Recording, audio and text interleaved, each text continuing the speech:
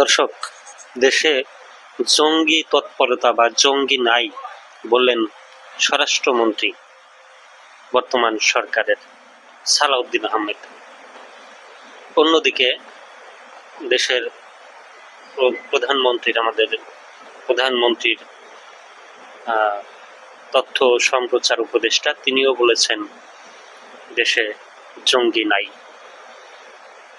সালাউদ্দিন আহমেদ বলেছেন দেশে বিগত সরকারের আমলে আওয়ামী লীগ সরকার জঙ্গির নাটক সাজাতো তাদের রাজনৈতিক উদ্দেশ্য হাসিলের জন্য।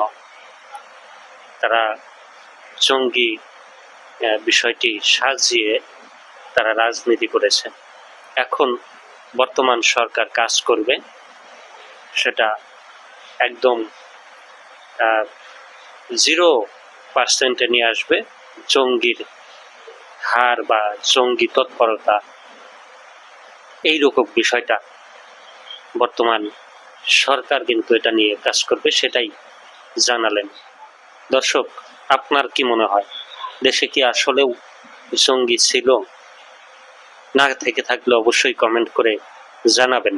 তাহলে যে কত জঙ্গি হিসেবে অপারেশন করা হলো, অপারেশন কি যেন আমি নামটা ভুলে গেছি, যাই হোক দুর্বিষহ অবস্থা তৈরি হয়েছিল সেই গুলশানের অপারেশন থেকে শুরু করে একদম কল্যাণপুর একটা থাকার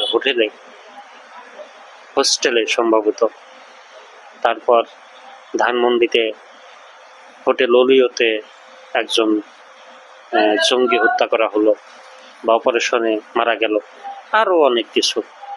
তো যাই হোক, আপনার কি মনে হয় অবশ্যই কমেন্ট করে জানাবেন।